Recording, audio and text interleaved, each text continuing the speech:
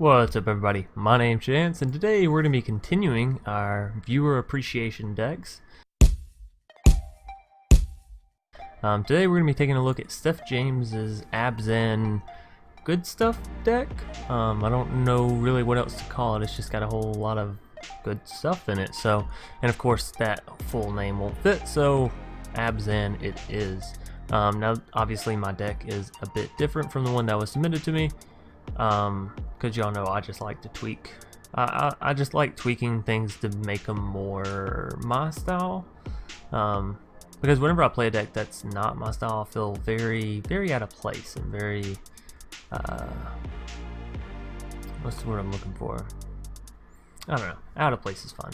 Nonetheless, this is another deck that was submitted to us, so yeah, we're going to be taking a look at it. But before we hop into the deck tech or deck breakdown, I would like to remind everybody, if you enjoyed the video, be sure to leave a like down below and a comment in the comment section for any suggestions on this deck, future decks, or past decks.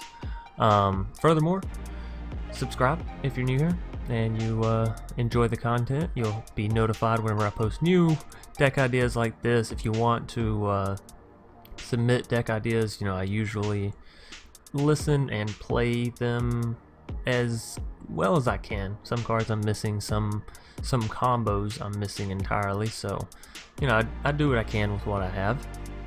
So yeah, those three things out of the way. Furthermore, we are partnered with TCGplayer.com. I'm sorry. So anybody looking to help support the channel can head over there and use the promo code the new Dr. Spelkin on any/all of your purchases, and yeah, the money that you spend there helps go towards the channel. So now we're going to be hopping right into the deck tech or deck breakdown. Kicking us off, we have 4 copies of Llanowar Elves and 3 copies of Pardise Druid. Both of these are going to be in here to help us ramp. Pardise Druid is really awesome in a deck like this where you have 3 colors, as it can tap for any color at all.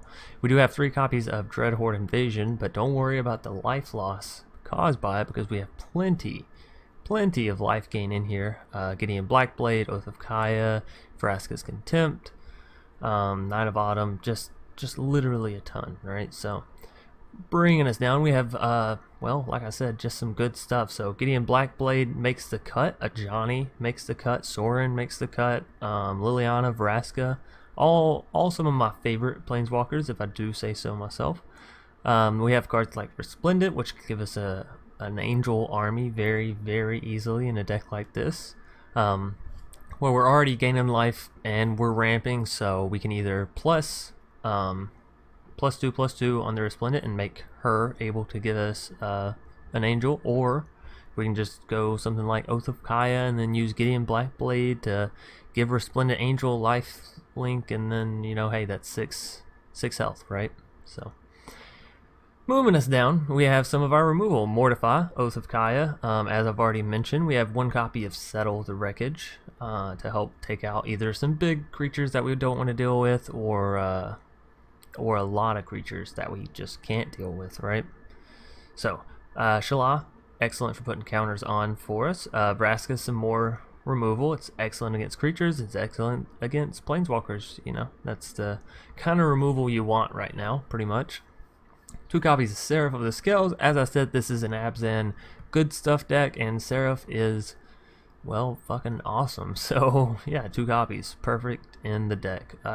1 white mana gains Vigilance, 1 black mana gains Death Touch, Afterlife of 2, 4/3 flyer for 4 mana.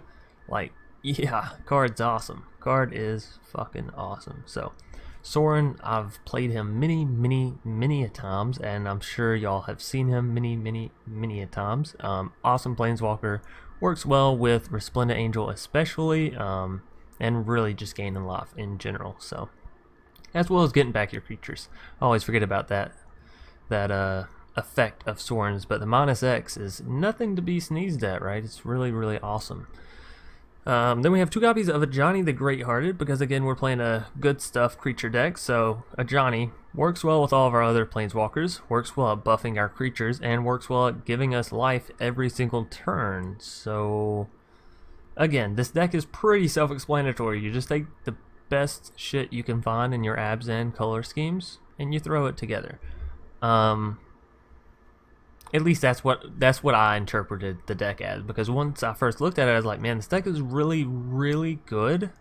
I just want to make a few changes to it, right? Because, as I said in the beginning, nonsense. Anyways, moving us down, we have 2 copies of Lyra Dawnbringer, which is going to give all of our other angels +1/+1 and lifelink. So, you know, right back to that angel army. Plus, Lyra is just a solid card in herself. 5 mana for a 5/5 flying first strike lifelinker.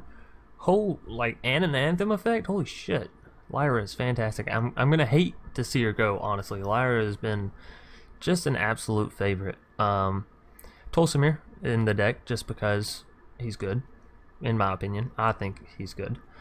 Even without the synergies of building all around wolves, I think Tolsimir in himself is playable. 5 mana, 2/3/3, so essentially a 6/6, like worth of power and toughness on your field. And sometimes it's even better if they're split when you have something like Ajani the Greathearted, right? So we're not going to dive all into it, but yeah, I rest my case. Tolsimir is fantastic. 1 copy of Trostani Discordant to buff up all of our other units. 1 copy of Liliana Dreadhorde General to give us more zombies, make them sacrifice creatures. You know the game plan with Liliana. And same with Vraska, right? We're going to create a whole bunch of pirates, or we're going to destroy their shit, or we're going to get up to that beautiful -10, and they're only going to be left with 1 life. And then it's just a simple Oath of Kaya away, right? So yeah, that's going to do it for the deck tech or the deck breakdown. Hopefully that didn't take up too much of today's video. And, well, we're going to hop right into the games as always. Alrighty, here we are up against Saishiki? I think. Maybe. That is a lot of land. Oh, man. That is a lot of land. Let's keep it. Let's hope the game is feeling generous and kind today, and let's go on a leap of faith. So Sun Petal is excellent. I should have played a Golgari Guildgate there. I did mess up. Because then I could have went Temple Garden into Sun Petal and made sure that I had Oath of Kaya / Resplendent ready on turn 3 without having to shock myself. But, you know what, we got the Llanowar. They're playing slow. Boros Proliferate? That's odd. But yeah, they're playing slow, so why not? Why not play a little bit on the slower side? Do we go for 4 mana? No, we can't cast Vraskas even with the 4 mana, so Golgari is fine. Or, I'm sorry, that was 5 mana. That would have been a Lyra. Right. That's okay. How about let's just get down to the Gideon to start off with. Gideon is a bit difficult to remove, so...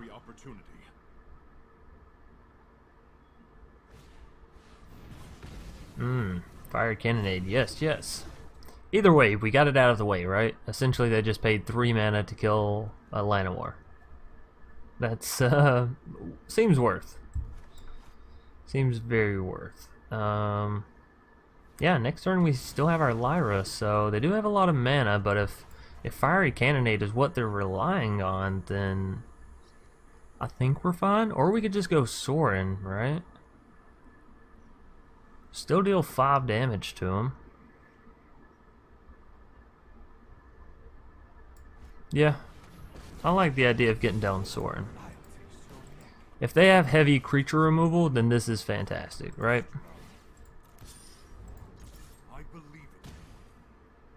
Alright, so there's the 5 damage to them, and we're up to 25 now, so that's pretty nice. And if we get down to Resplendent, Sorin plus Gideon is an instant angel generation, right? So things are coming together. Like I said, the Abzan good stuff deck is nothing to be sneezed at. It's got a lot of really good tools right now.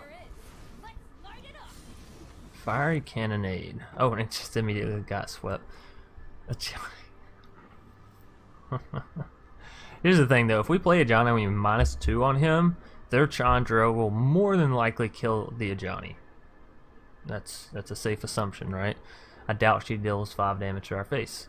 And it doesn't really do anything for us by means of Sorin. So yeah, maybe we don't play the Ajani and do that. I just want a little bit more mana. You know what? We have the Resplendent combo. Let's do it. Let's just do it to it. So we can tick Chandra down very slowly if we want to. Just sort of stranglehold her, right?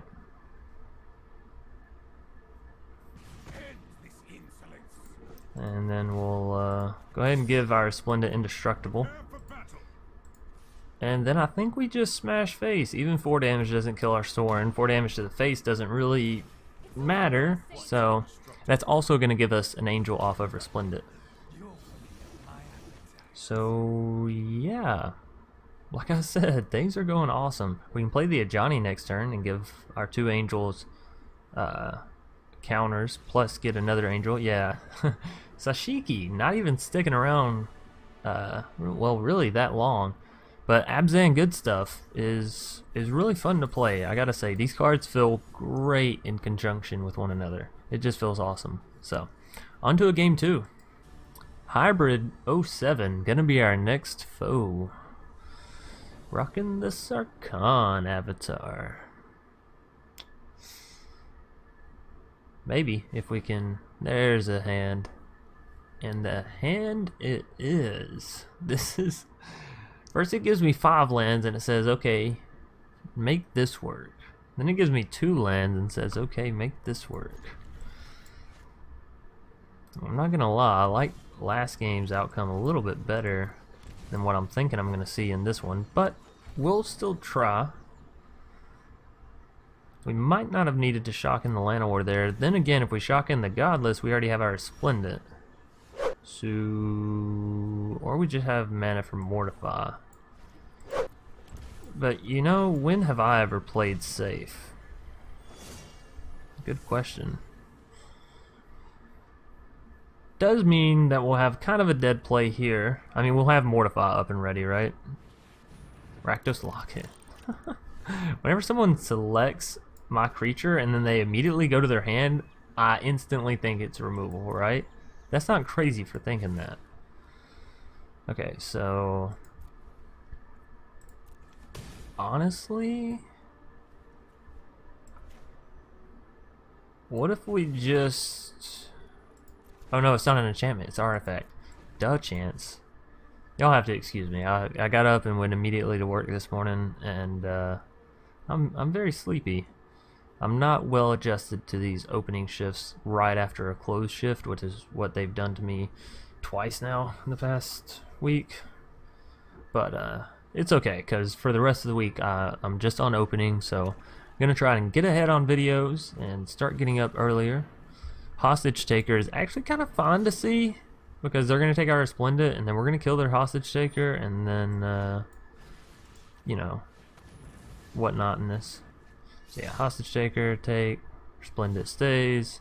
Sorin. Sorin is fantastic, because Sorin is 1 less than what we need, actually. Oh, no, we can make it happen this turn. So yeah, Sorin, and this way we don't tap the Llanowar. They have lifelink now, right? So that's 4 damage altogether. Sorin makes 5. I'll attack with them. And give me that angel, baby. Not an angel baby, but you know, give me that angel, comma, baby. Punctuation, it's important. Who'd have thought? Who'd have thunk it? Anyways, Bedevil, that's reasonable, right? However, we've already got our angel out of it, right? We got our 4/4 vigilance creature. Here's a Seraph to back it up. And you know, well, come on, make your play. Essence Scatter. Well, that's something you can do. But we're gonna put this guy back on the field, and we're gonna gain 5 more life here thanks to the 4/4 and the 1/1, and then we're gonna create another angel. So $10 says Hybrid 07 scoops right here. Not actually. Don't take me up on that. Nobody shake my hand. Some people are very, very persistent. Myself included. We still have flyers enough to kill them, so they should scoop. Hey! Thank goodness y'all didn't take that bet, huh? That'd have been bad. Alrighty. So, game 1, awesome. Game 2, awesome. Let's see what game 3 has in store for us. I got a little sniff of what we might be seeing. Alrighty. I feel like some people's names aren't anything, right? There's got to be some people out there that they're just like, no, my name's just letters thrown together. And I'd like to see somebody try to pronounce that, right? So double white mana, right? That's what we're looking for here for the Gideon. Hell, I guess it didn't really matter. Well, yeah, it did, because now we go Llanowar, Godless, turn 2 Shock, and have a turn 2 Gideon. So yeah. Oh no, I'm sorry, turn 3. I wasn't thinking. Because we had the Guildgate. Ignore me. Just ignore me. I wish I could cancel that. I suppose it doesn't matter too much. That's still going to be a Gideon turn 3, which is, you know, like as if we curved normally. Whatever. Boros. Boros is interesting, and I'm much happier to see Boros than Mono White Weenie. Please don't tell me this is Mono White Weenie with Experimental Frenzy in it, because that's not real Boros. Just so we're all clear. So right now all they have is a Dauntless Bodyguard to really attack my Gideon. I think now is the best opportunity to get him in and let him take, that 2 points of damage, because after that he is going to be one lean, mean fighting machine. Go ahead and throw Indestructible on Llanowar just in case they had any notion of shocking it, right? Unbreakable Formation. That's almost enough to kill my Gideon, so that's a little scary to see, I'm not gonna lie. We do have Vraska's Contempt we can use to get rid of one of these two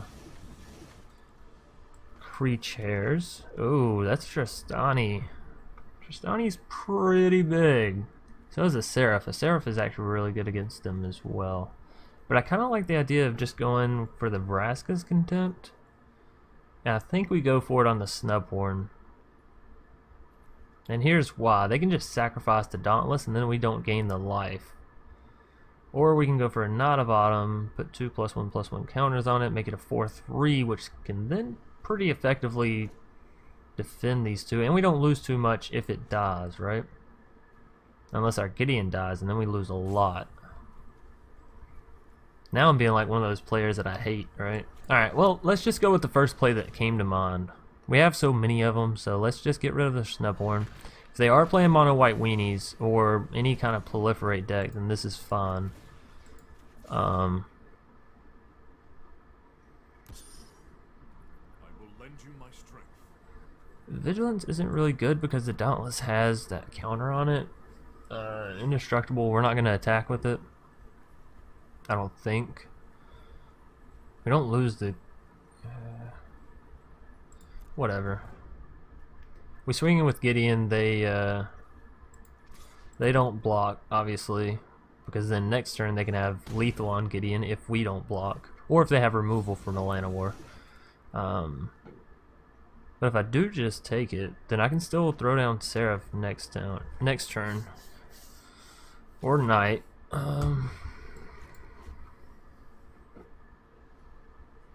It's Boros, so we know that they don't have any trample effects, so I say yeah, let's just take it. Prison Realm. Okay. Well, I mean, it saved them from using Prison Realm on my Seraph, so I guess it's okay. I don't know. There's a Pardise Druid, which is really nice because it does ramp us back up to Trostani levels, right? I am going to go ahead and throw it on Seraph, as if she gets removed, we're still fine. We're still dandy, right? We still have some creatures to defend with / attack with, so... We'll go Seraph, and then we can go Knight of Autumn and destroy that Prison Realm. Yeah, no blocks, little buddy. I'm sorry. Not interested. But yeah, we can go Knight of Autumn, destroy the Prison Realm, get back to Gideon. They have a Shalai. That doesn't matter because we're going to have a Gideon next turn, right? Ooh, Tolsimir is also really, really good. So, and we can hit Tolsimir off Pardise Druid. No, let's just go Knight of Autumn. I think it's the more solid play here. Pardise Druid is just like a delay, but much better to delay when the board state is in our hand than in theirs. So, let's get rid of that Prison Realm. Boom. Gideon, come back to me, baby. And I think we put Vigilance on this beautiful beast. I don't think we put Indestructible. Oh, wait a minute. No, we do put Indestructible. Right? Because we can give it Vigilance? Yeah.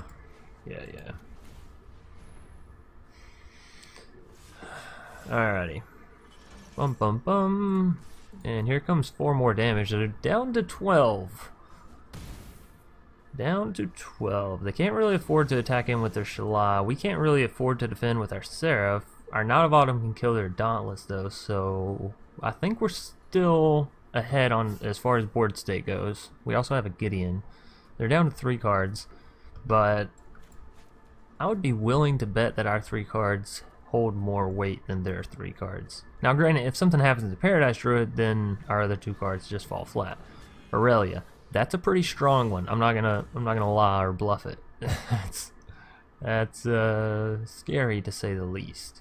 So thankfully, since they're both white creatures, all they gain is Vigilance. They don't gain Trample, right? So yeah, sure, swing in, and I will surely defend. So Shalai is gone. We can now use Tolsimir to come in and at least take out the Dauntless, right? Which may not be the best thing in the world. But now we don't have a terrible play with Pardise, I suppose, since we're ramping twice as hard. I don't know. It's still a slow play, don't get me wrong, but I guess playing 2 creatures is better than 1, huh? Okay. I guess it doesn't really matter what we're doing here either, because Gideon is going to be the only thing to attack, correct? Even if we give this thing Indestructible. We can't really even attack with Gideon because then their Aurelia just defends. I guess we could try to pump fake it, right? I don't want to pump fake my flyer though. Maybe I should have attacked with my spirits. Oh no, they just took it. Hey, there you go. Sometimes you just gotta bluff it, right?